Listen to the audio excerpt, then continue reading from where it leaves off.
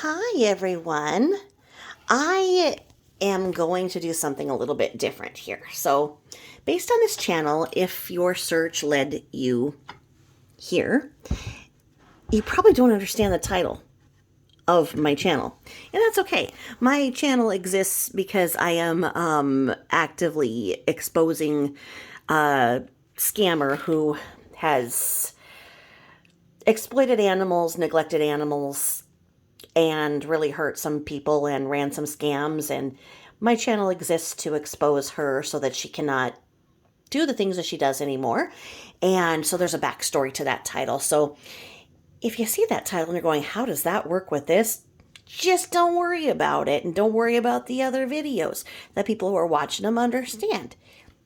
If you want to listen, be my guest. But they probably won't make sense to you, but they might put you to sleep.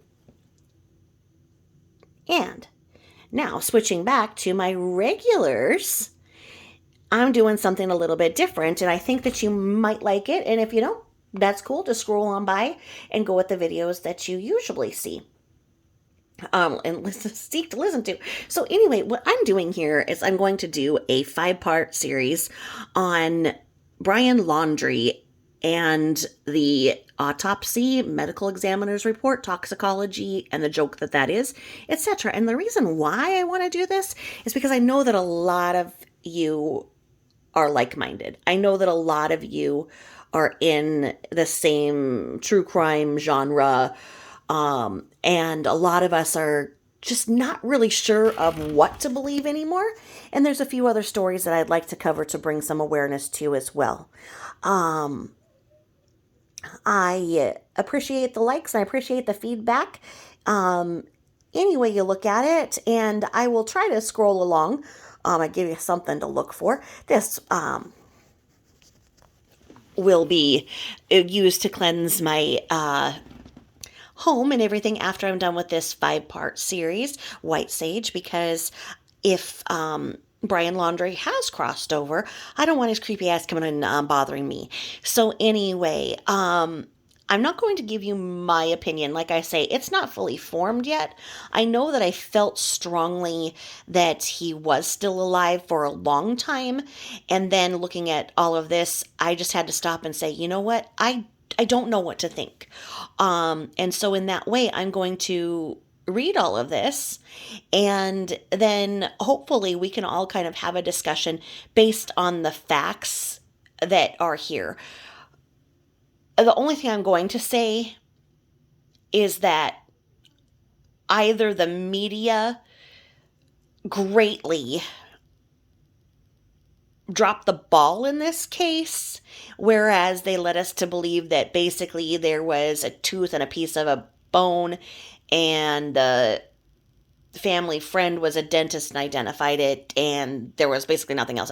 That's basically the summation of the news coverage that I saw as a casual observer. So then when this autopsy came out and this medical report and the toxicology and everything came out, I'm going, well, wait a minute. When did all of this happen? So I just need you guys to kind of sit in there, buckle in, and kind of listen to this in the way that it's written. And then we'll talk. And like I say, my opinion's not there. I don't even know I'm 50-50. I don't even know which side to go for. But basically, this is going to be part 1. And I do believe, like I say, I think it's going to be 1, 2... I believe I'm going to break it up into 5 parts. This first part is coming from District 12 in the medical examiner's office from Sarasota, Florida. And as you can see, and I downloaded all of these official documents and printed them off myself.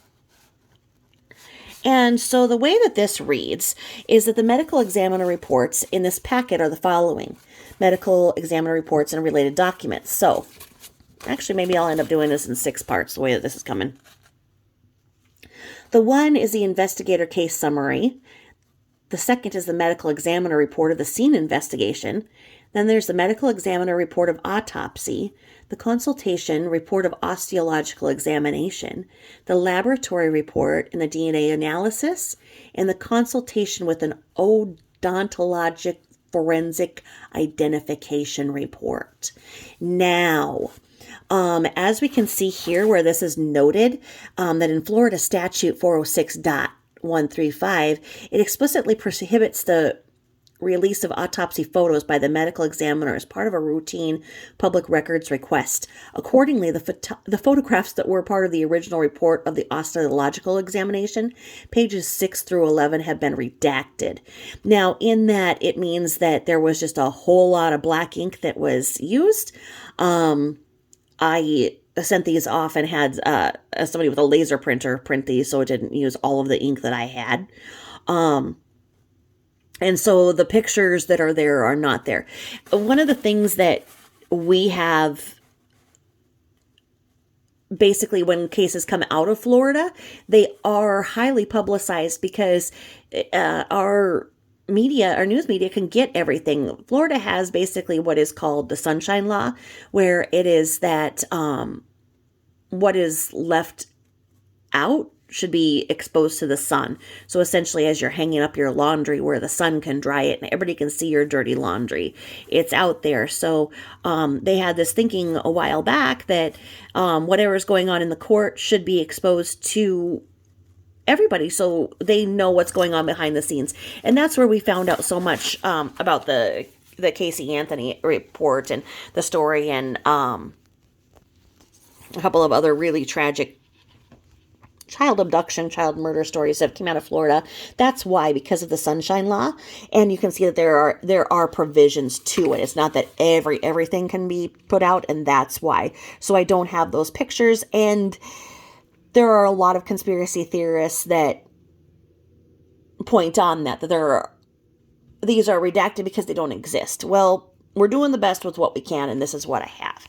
Now, one of the things that's funny about that, where I just said that, where that colloquial term, of let what is there, be out to light and, air your dirty laundry. Well, as we know that Brian Laundrie, his last name is Laundrie, but it's spelled with an IE. So people were, playing on that. And they were like, let's get your dirty laundry out here, blah, blah, blah, blah, blah. So anyway, that's where that's going, and the two didn't meet, but I just wanted to address that. So, okay. So here we are. And we are on page 1 in the case summary, case 21-02238. And the decedent, listed as decedent, okay? So that's something right there. He's listed as the decedent, which, if we were going by the original, we're going by a tooth on a table. But as we can see, this goes to so much more. So, pardon me while I moisten my mouth. All right. So on October 20th, 2021 at 0930 hours, I was contacted by, and let's see who I was. Okay. I is Investigator Ronald Busby Jr. Okay, so this is the narration of Ronald Busby. So he says, I was contacted by Sergeant Fortuno from the North Point Police Department in reference to apparent human skeletal remains. Like I say, did anybody know that? No, I did not know that. And that was not the way that this went. So anyway, the remains were discovered in the Carlton Reserve north of the Okay, now watch this.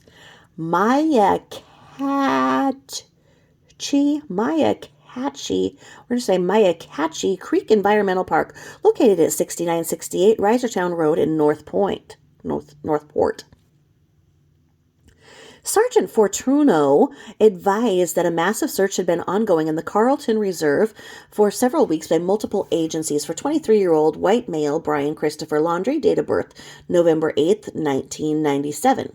On October 20th, 21, at approximately 0820 hours, search groups found a backpack and shoes that were identified as belonging to Brian Laundrie. The personal belongings were surrounded by apparent skeletal remains that were scattered on top of the dirt ground. I was informed that the evidence response team from the Federal Bureau of Investigation, along with cadaver and electronic detection dogs, were responding to the scene to assist in locating additional human remains.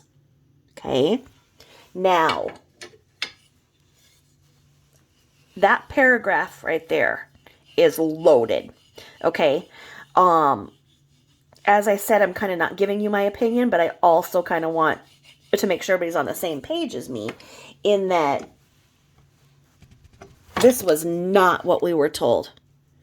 When we were told that his body was found, we were told that law enforcement had not been able to find anything at the reserve where Brian was supposed to have went as per his parents. They told the parents not to go to that area for this amount of time. When they lifted that restriction and they said to the parents, we have no more interest in that area, you are free to go to that area. That afternoon, those parents went there. They were walking and law enforcement was supposed to be with them. And somehow across the sidewalk, the parents found a backpack and basically this tooth in a bone and a notebook. And they hollered over to law enforcement, and law enforcement secured the scene. And that's what we were told. That's all me, anybody, as your basic layman, was told. Okay, so that's a little side note from me based on this paragraph right here in this case summary. Everything that was reported is either not factual or this report isn't factual. This is my problem with everything here. So anyway, Investigator Ronald Busby, still speaking, said, I contacted Dr. Vega, Dr. Broussard, Director Winterhalter, and Chief Investigator Andrews and provided them with the above information. Okay? At 12:45 hours, same date, I was contacted by Detective Keller by the Northport Police Department, who advised that he was the lead investigator for their agency. The apparent human remains were located at latitude 27.127698 north and longitude negative 82.192.652 west, which was within the Carlton Reserve. At 1400 hours, same date, Director Winterhalter contacted the forensic odontologist, Dr. Nancy Havens, and requested forensic odontology consultation for October 21, 21. Okay.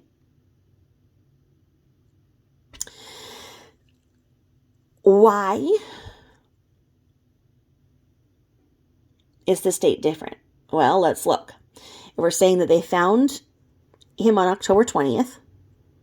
Then is Investigator Ronald Busby saying that he phoned and they said, okay, Dr. Nancy Havens, would you consult with us tomorrow, which would be October 21st? Okay, I can see how this date is not consistent, but I can see where that went. Okay, I'm pointing these things out because there's a lot of questions and a lot of things are going on with this report. So when I note things like that, that's just kind of me going on with what I've heard and why it's there and what I'm seeing. If you see something different, please tell me. So at 16:05 hours, same date, I was contacted by Sergeant Fortuna, who advised that they were requesting the office of the District 12 medical examiner to respond. Okay. At 16:20 hours, same date, Chief Investigator Andrews contacted Dr. Heather Walsh-Haney and Dr. Miranda Kless and requested an anthropology consultation to assist with the examination of the skeletal remains at the scene the following day. Okay, so we're saying that these people are going to consult at the same day that this person does on So the next day. Okay. I can see how that's going and they're doing this. But the focus again is that before the medical examiner and everything was summoned, the forensic odontologist was consulted and set up for a consult. And that's where this focus on there only being a tooth stems from, I believe. So anywho, we are going over, and so that one is that's that back page there. We're going to go here. We're going to go over here to page 2 out of 5. And so we are at 2 out of 5. And we are here going at 1700 hours. Same date, Chief Investigator Andrews, Investigator Kavanagh, Investigator Loveridge, and I arrived on scene. So we're talking 5 o'clock that afternoon. We were transported to the location of the apparent human remains. Upon arrival, we met with the Carrie Harvey, team leader of the FBI evidence response team, who walked us through the scene. Team leader Harvey informed us that the search area was previously under approximately 3 feet of water, which was indicated by the water line upon the surrounding trees. Okay. The search area was divided into the main scene and the secondary scene.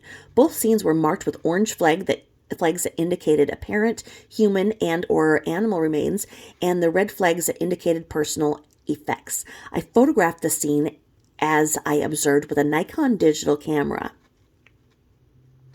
At 17:30 hours, so 7:30, same date, Dr. Vega and Dr. Broussard arrived on scene and examined the skeletal remains. Please refer to Dr. Broussard's report for further details. Okay, so we'll put a little mental asterisk there. Okay. The scene was north of the Myakatchee, I'm not going to say that right, whatever it is, Myakatchee Creek Environmental Park within the Carlton Reserve, and was west of the Big Slough Canal. The scene included trees and overgrown vegetation that had total exposure to the outside elements. A winding walking and vehicular trail ran into a north/northeast direction up to and around the scene. The skeletal remains and personal effects were in plain sight and scattered upon the dirt ground. The main scene contained human remains that included a right and left scapula, a right humerus, a left and right femur, 2 tibias, 2 fibulas, 2 clavicles, 2 pelvis. Okay, 2 pelvis. Would that be pelvi? I'm wondering what this 2 pelvis, I'm not understanding that, but because usually a human has 1 pelvis, and it would say the pelvis. 2 pelvis, maybe they meant 2 pelvis bones, I don't know. 1 right ulna, 1 right radius, a sacrum, multiple ribs, multiple skull fragments, along with a maxilla and mandible, and approximately 25 vertebrae, cervical, thoracic, and lumbar. Dr. Broussard confirmed the remains in this area to be human. The main scene also contained personal effects and included a pair of green shorts with a green belt, slip-on shoes, a backpack with unknown contents, a white metal ring, and an unknown type of handgun, which was in quotes here, a snub-nose revolver. The secondary scene contained skeletal animal remains, a handwritten half note, and a hat with the logo MOAB Coffee Roasters. Now, those of us who have followed the case know that that's significant because Brian was filmed in the Moab National Forest. That's where the whole altercation with Gabby occurred. And it was very publicized with the police coming. And so it's very indicative that hat leads back to Brian Laundrie. Okay, there's great significance in that hat. Once again, these clothing items, the gun, these bones, were not reported to have been at the scene this all came out with this report, hence the reason the conspiracy theories, and hence the reason why my mind can't wrap itself around this. So anywho, we're going back to, I was informed that a dry bag was located that contained a journal along with a wooden box that contained a small notebook and a photographic picture of Brian Laundrie. I was advised that there were additional photographic pictures, but the contents were undisclosed to me at that time. At 2000 hours, which is 8 o'clock p.m., same date, all personnel from the District 12 medical examiner cleared the scene. So at 8 o'clock, they're like, okay, we're shutting down. They probably had crime scene tape around there, and they were like, okay, it's getting a little bit close to the evening hour. Let's get out of here before the mosquitoes eat us alive. I don't know. They closed down at 2000. So anyway, Investigator Caverner transported skeletal remains that included cranial bones, maxilla with existing teeth, and mandible with existing teeth that were processed by the evidence response team of the FBI to the Sarasota Medical Examiner facility for potential identification purposes. The remains were logged into the morgue at 22:21 hours, same date. So basically they took his head, they took his jaw and his teeth with them when they left, and they left the other remainder of the bones at the scene, it sounds like, on October 21st. So that gives us that next day where we were talking about. At 0800 hours, they're out there bright and early. Director Winterhalter met Dr. Nancy Havens, forensic odontologist at the Sarasota Medical Examiner facility, to assist with the forensic odontology consultation. Please refer to her report for additional details. The reason why this last sentence is noteworthy is that the way that the urban tale was that the family dentist, who was a relative, like Brian's uncle or whatever, was the one who identified his tooth. So it's very noteworthy that we're saying that there's this forensic odontologist who said that she would consult. And if we go back, she was not supposed to report. Well, I guess, okay. So she said she'd be there consultation at October 21st. Okay, so she was there bright and early at 0800 and was like, hello, I'm here to report, and she was there. All right, so we got that. Now we're going to go to page 3. 3 of 5. So then at 9:06 hours, same date, so talking 9:06 a.m., same date, which we're going back to the 21st of October, I contacted Dr. Udeshi from Sayville Family Dentistry in New York and requested the decedent's dental records and radiographs along with corresponding physician notes.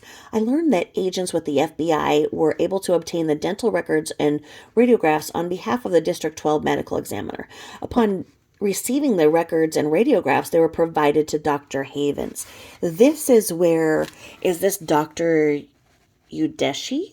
Is he, because the family was from New York, is this where parts of this story make sense? Does that connect a dot? I don't know. At 10:10 hours, so 10:10 in the morning, same date, I was contacted by Detective Keller, who advised me that they believed they had located additional bones from the decedent's left arm bones within the main scenes, quotations there. At 1300, so 1 o'clock that afternoon, same date, Chief Investigator Andrews, Investigator Walker, and I arrived on that scene. At 1300 hours, same date, forensic anthropologist Dr. Walsh Haney and Dr. Kless arrived on the scene, at which time they were walked through the scene. So they all came over there in the afternoon, 1 o'clock, went over to the area they'd left the night before at 8 o'clock, and we're like, okay, so this is where we are. We've located another bone or two. It doesn't say who located those additional things, but that's something to wonder. Like, if that area was secured, who found something else? Was that area being searched? Who knows?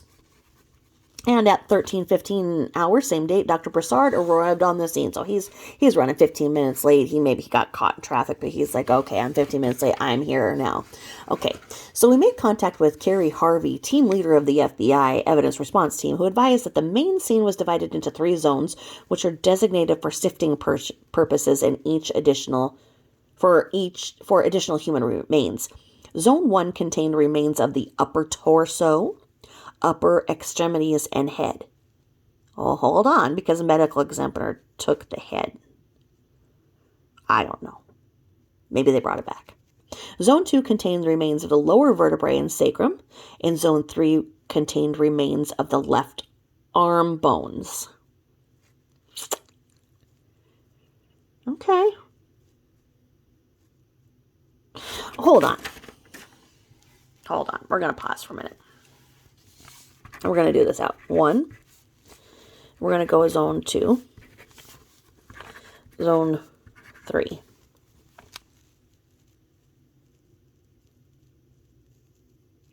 So they can sift. Zone 1 has a torso,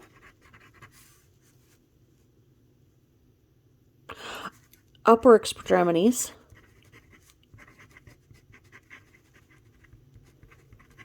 if I'm saying upper extremities, I'm saying arms. This is what's got me confused because there's an arm in Zone 3. And the head. Okay. Like I said, the head was taken the night before to the medical examiner. So I don't know if when the medical examiner came back, he brought the head with him. But either way, I don't think it's in Zone 1 anymore. Zone 2 goes remains of the lower vertebrae and sacrum. So lower vertebrae and sacrum. Sacrum is in the back of the pelvis. And we're talking about the lower vertebrae. So lumbar. And then Zone 3 goes remains of the left arm bones.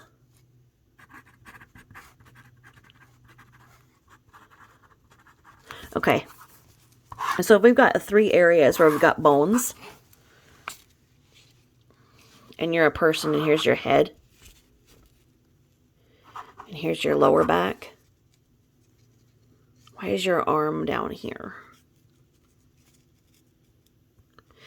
Does it mean that we've got to go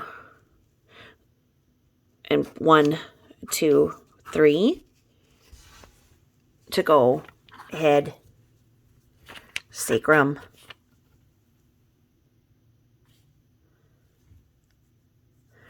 left arm? It doesn't make sense. I'm going to asterisk this because I want you guys to draw this out. See, we know that we know that basically there's been animal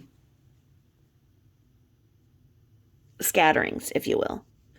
There's been animal activity in the area, and that's where part of this goes. So there are, as some people say, there's too many bones. Some people say there's not enough. Some people say the bones are in different areas where they should be. But either way, excuse me, my assistant, hello, am I in your way? Excuse. I don't know. This does not make sense. So anyway, if they're saying that the animal activity, excuse me, excuse, come a kiss.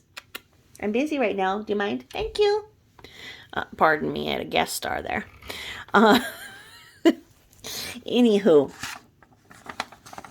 I'm still trying to figure out how that would make sense that there's these 3 zones. And it's going okay for the shape of the body, except for you got this arm out there. I don't know how this arm got over there. But anyway, stranger things have happened. We've got this left arm out there in Zone 3. Gosh, that does not make sense. Well, anyway, okay. A systematic search was conducted by all agencies involved for the recovery of additional human remains. Okay, so they had a systematic search. I am not sure what a systematic search is, because they had that whole nature preserve closed down for, I believe, a month. But then, like we're saying, it was 3 feet underwater. So we've got to figure out that water too. Maybe the water broke down and popped that arm somewhere. I don't know. But anyway, we got the left arm in zone 3 is all that I can figure out here. Which still confuses me because the upper extremities, if we're talking about bone, what does that leave upper extremities for zone 1? If the head, torso, and upper extremities are in zone 1, is that just saying one arm? Then it would be the upper extremity. Okay, I don't freaking know. The ribs. Okay, anyway. Like I say, the more that you read some of this and then you mix it in your head with what you heard, it's a rabbit hole. It's a rabbit hole. That's all it is. Okay. So anyway, at 16:05 hours, so we're at 4:05 now, same date, I contacted Brasota Services and requested the removal of the remains from the scene to the Sarasota Medical Examiner facility. At 16:20, so 4:20 that same date, I was contacted by Director Winterhalter, who advised that forensic odontologist Dr. Nancy Havens positively identified the human remains as 23-year-old white male Brian Christopher Laundrie, DOB, November 18, 1997, through the comparison of the antemortem dental radiographs and dentition, including postmortem radiographs, to known dental records. So we're saying that Dr. Nancy Havens was contacted the day before and asked to consult. She was there bright and early at 8 in the morning, contacted the New York childhood dentist of Brian, and by 4:20 that next day, so 24 hours after she is contacted, she positively IDs however much of this jaw and however many of these teeth. She confirms the identity that this is indeed Brian Laundrie. And that's where, as laymen watching the news, we got the positive ID. Now, maybe this will make more sense as I go. I did not read through all of this, so I'm discovering this as you guys are. Trying not to just put too much weight on what I've heard through Facebook groups and not. But we're saying, okay, we've got a 24-hour turnaround, and this was not a relative. We don't know if the person contacted was, but we're saying, okay, Dr. Nancy Havens positively identified the human remains as 23-year-old. Now, she is an odontologist, so she's saying the human remains, which we are assuming are the teeth, but like I say,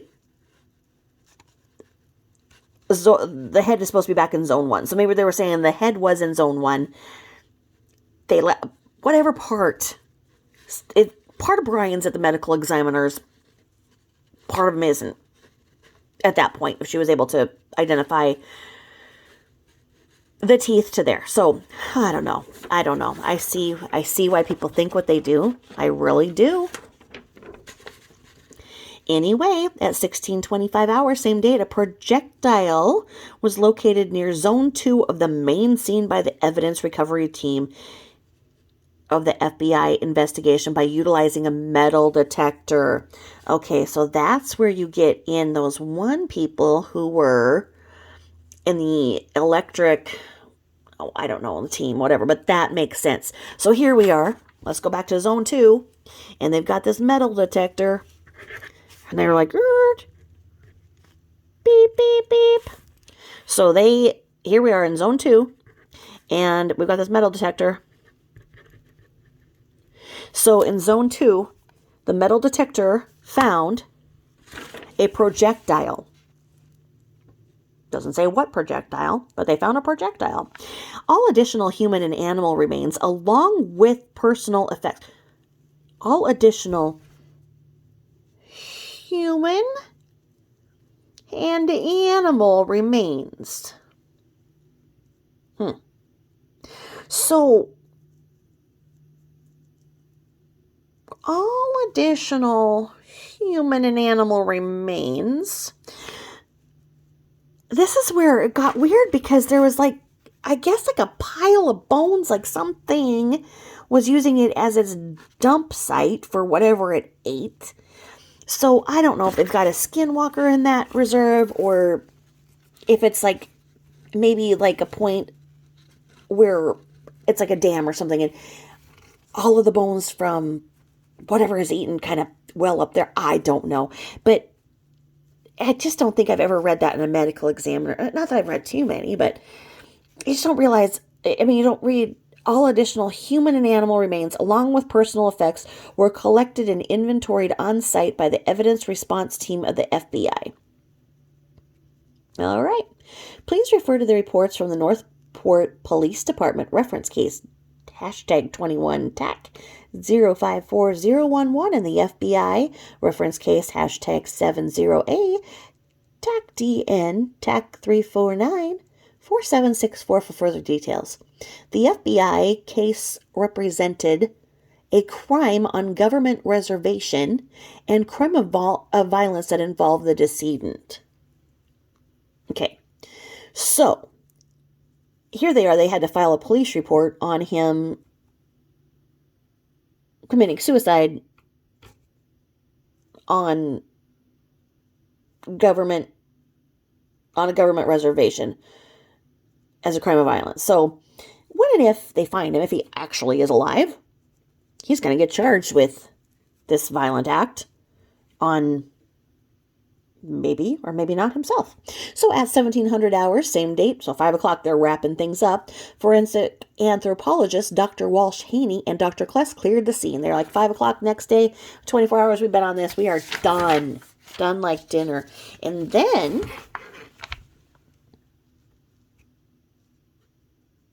yeah, that's it. They went, because then we are at 3 of 5. So we went 1 of 3 of 5. So now we are over here to 4. And we're at 5 o'clock wrapping it up the next day. They're like, we gotta go. Dinner's done. Oh, here they are at 5:45. Okay. So they hung around for 45 minutes. And then they were at 7. And this is still this dude, Investigator Ronald Busby. All right, so at 17:45 hours, same date, Dr. Broussard, Chief Investigator Andrews, Investigator Walker, and I cleared the scene. Wait a minute. Hold on. So at 5 o'clock, a couple of them cleared the scene. Okay, these two were out. Forensic anthropologist Dr. Walsh Haney and Dr. Kless cleared the scene. So at 5 o'clock, they're like, I cleared it, we're done.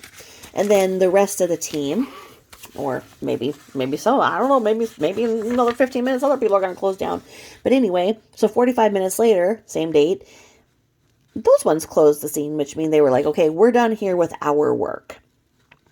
And Dr. Broussard advised that a skeletal examination and inventory would be scheduled for October 22nd, 2021, which would be the next day. So they began this. They found everything on October 21st. I'm sorry, I redact that. On October 20th, they found the remains, and they are there on October 21st, closing down the scenes. But then they're planning for the next day that there will be a skeletal examination and inventory. So the next day, this is how this report comes in. So now we're on day 3 of working at 0900 hours. Dr. Vega, Dr. Broussard, Dr. Kless, Investigator Rogers, and I met with Dr. Walsh Haney at the Sarasota Medical Examiner facility to conduct an inventory and photograph the skeletal remains with a Nikon digital camera. Please refer to Dr. Walsh Haney's report for further details. Dr. Walsh Haney transported the remains to the Office of District 20 Medical Examiner for an anthropological examination and reconstruction. Big words, folks. Anywho, Detective Keller and lead agent Bush of the FBI arrived at the Sarasota Medical Examiner facility. Detective Keller reported that the decedent's sister informed that the decedent was right-hand dominant. Okay, this is a big point of contention. And this is information given by the sister. Right-handed. This information was provided by the sister. This is noteworthy later. Okay. Now, remember we got left arm over here. So we've got the left arm over here and we've got the right hand here.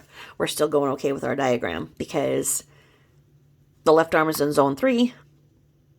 We know that he is right-handed. His right arm may be here, but there's reasoning to why I'm noting that. You'll find out why. Just hold on. So, anywho,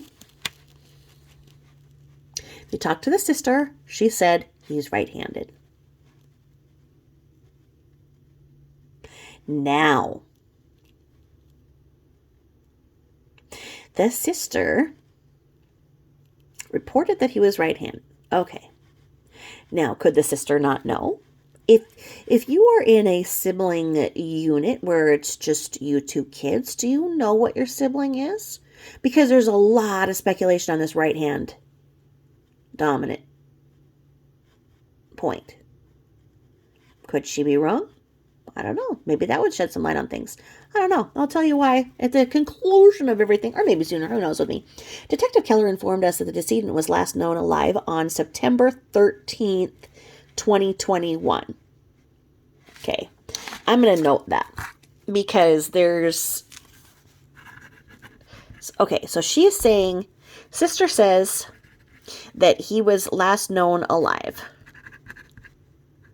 He was last known alive on the 23rd of September. No, 13th. Whoops. Okay. Because the law enforcement mixed him up and his mother. They were supposed to be doing surveillance, and somehow the surveillance team thought they were watching Brian, but instead they were watching his mother. They're not even close to the same body type, height, gender. It doesn't make sense. But anyway, okay, so she's saying September 13th, that she knows that he was still alive.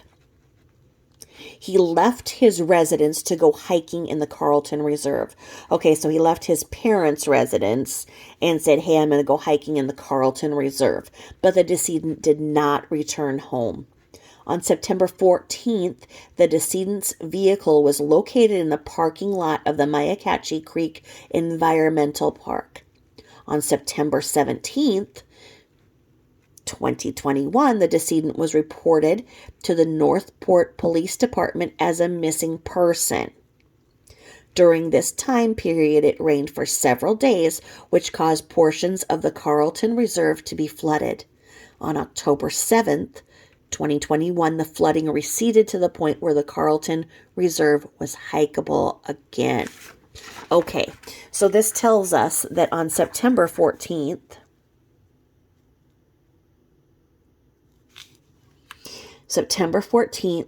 is when his vehicle.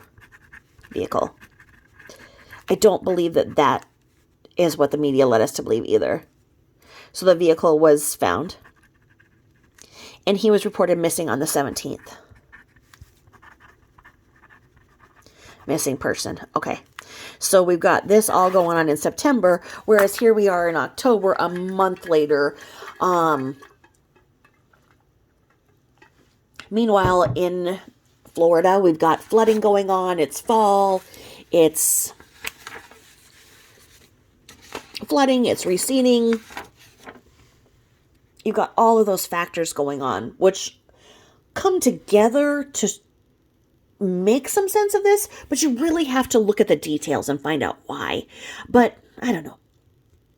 So they're talking about flooding, and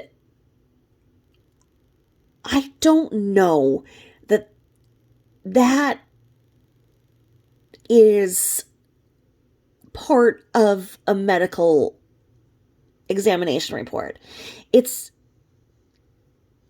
one of the conspiracy theories runs on how many extraneous details are in these reports. Is it relevant? Yes.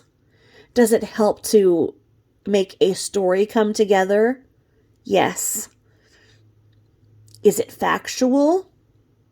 Where is it citing the data and what constitutes a flood? To me, I would want more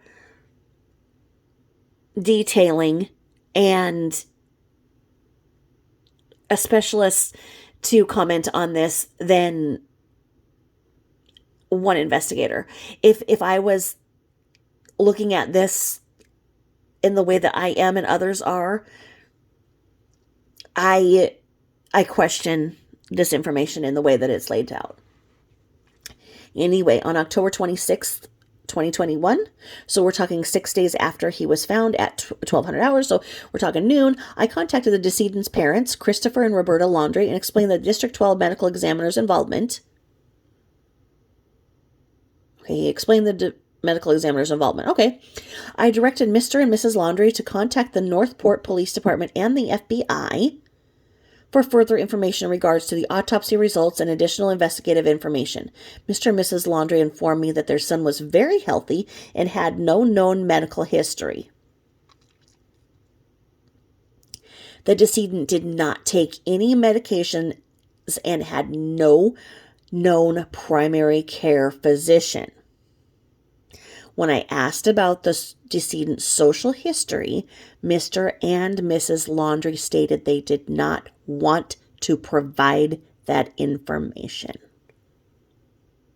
Again, a very loaded statement. Okay, this is where the toxicology comes in, because there are rumors and innuendos. Anyway, you look at that sentence and you realize how that one word right there, want. Mr. and Mrs. Laundrie stated that they did not want to provide that information. That's a loaded statement. One action word. Want. They did not want to provide that information. A great deal of frustration in this case is what the parents want and what is arguably morally responsible information to provide, and that in which one may do to protect their own loved one. It's a tough tragedy all around, but that sentence there is it. It is a loaded statement. Mr. and Mrs. Laundrie stated they did not want to provide that information. Now, coming at this as a critical observer, is Mr. and Mrs. Laundrie one person? How does Mr. and Mrs. Laundrie state? How do they state who was speaking? Was Roberta speaking? Did Miss Roberta Laundrie say that she does not want to do that? Or did Mr. Christopher Laundrie say he did not want to do this? There is no comma, there is no quotations in that statement. It's a very loaded sentence, and it doesn't read right. for the weight that is there, and where there's a lot of innuendos in Brian's history of drug usage or abuse, I would like to know who said this. Was this the mom or the dad? And they had quite the mouthpiece in this. They had this lawyer who I'm sure most of you who followed the story are familiar with. He was really raging. And I would be more comfortable reading this report and saying that the family's attorney refused to entertain that statement, something to that effect. But reading this and knowing how much we're looking and trying to make sense out of what happened, and going, was this an act of rage? Was this drug abuse? Was this, people are trying to find an explanation as to why and how this happened to this beautiful young couple, and having a statement like this in this report is, in my opinion,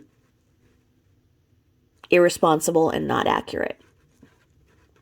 Once again, Mr. and Mrs. Laundrie stated that they did not want to provide that information. You are referring to two different people. Which one stated it, and how did they state it? All right. I'll move on. At 13:26 hours, same date, so almost an hour and a half later, I was contacted by Detective Killer, who advised that lead agent Bush from the FBI notified him that the firearm collected at the scene was evaluated. Okay, now we were told a projectile was found. Is this the firearm?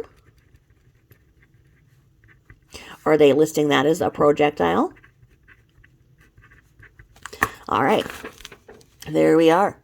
So, the firearm collected at the scene was evaluated. The firearm was a European-American Arms .38 Special on barrel, a .357 Magnum the other side of the barrel. Based on the markings and appearance, the firearm was a Windicator revolver. The cylinder contained 2 live rounds and 1 spent round of ammunition. Okay. Was that the projectile? Ammunition. So we've got 1 bullet spent. That's going to become important later. On November 9th, so here we are, we went from October 22nd to November 9th. Here we are. I'll jotted down this continuum of reports. He hasn't been at it for a while and then comes back to it 3 weeks later. And he says on November 9th, 21 at 1100 hours, Dr. Walsh Haney returned the decedent's remains to the office of the District 12 medical examiner. And remember this is Ronald Busby. Ronald Busby, photographed the reconstructed remains with a Nikon digital camera. Now, these are these pictures we can't read, or we can't see.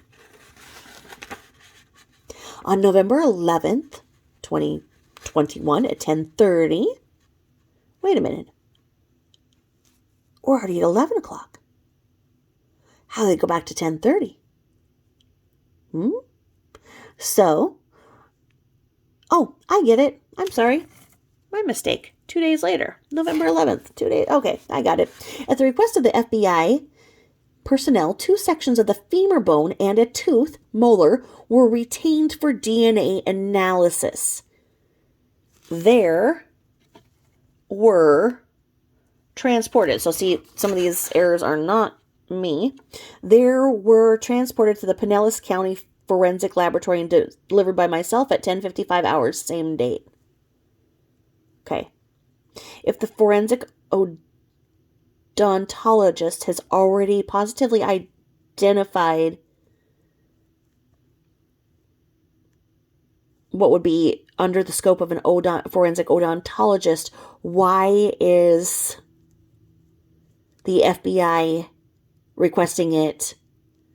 Why is the FBI requesting the tooth and 2 sections of femur bone? I don't know. All right. On November 19th, 2021 at 13:13 hours, I received a laboratory report, a DNA analysis via electronic email from Tina Jazarembeski of the Pinellas County Forensic Laboratory. The notification was a confirmation on the identity of the human skeletal remains on this case. The remains were identified as 23-year-old white male Brian Christopher Laundrie, DOB, November 18, 1997. The notification was signed by Beth Ordeman DNA Analysis. All right, so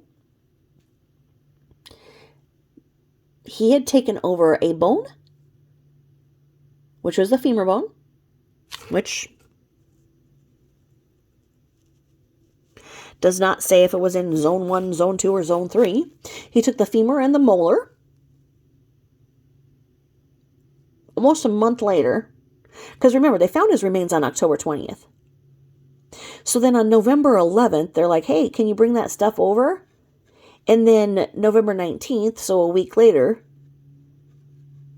they confirmed it was. Now, why wasn't that done in October? I don't know. So anyway, the above additional information was immediately provided to Dr. Vega and Dr. Broussard for further review. And on November 22nd, 2021 at 9:40 hours, I contacted Lead Agent Bush and discussed the decedent's positive identification through DNA analysis. At 1200 hours, the same date, I contacted Detective Keller and I discussed the decedent's positive identification through DNA analysis. On November 23rd, 2021 at 12:50 hours, I contacted the decedent's parents, Christopher and Roberta Laundrie, and discussed their son's death certificate certification.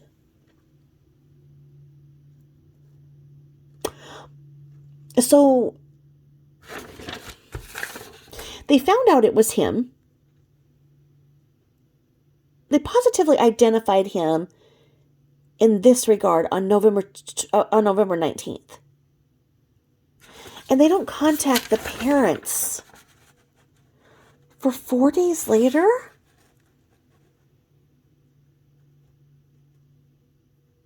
I don't know. Maybe that's the time frame. But when they were looking at finding remains on October 20th, and the only thing positively identified was by a forensic odontologist, that's the scope of her practice. Odontology is your teeth. I'm sure there's something to be more specific in that, but if we're looking at remains that have been underwater for 3 months, we're not talking about the gums and other orthodontia so we're talking teeth. So based on a tooth, on October 21st, a forensic odontologist confirmed that to them. But then they don't get the full confirmation for a month and 3 days later, when the FBI had positively identified that it was him 4 days earlier. I don't know. Looking at all angles of this, I would think that the parents deserved more than that. Based on what they've done in this case, they don't deserve anything, according to a lot of people. But, being 100% transparent here and all of the things that don't make sense, that doesn't make sense. So there you are. I did this double-sided. I'll get up real close in case you want to see that again. And we're wrapping up in 1 hour. And once again, this is part 1 of the 5 or 6 part series that I will do with this, and we will be doing our sketches as we go, and maybe you'll sketch along and we'll make sense of all of this. So once again, thank you for listening. Sorry I stumbled upon some of those words. Thank you for letting me digress when I was noting some things that I know there's a lot of speculation on. And I look forward to discussing this case with you all in the future. And like I say, this channel will not make sense to everybody. But nonetheless, I appreciate the support. Thank you very much for listening, and I will be doing More of this soon. Thank you. Bye bye.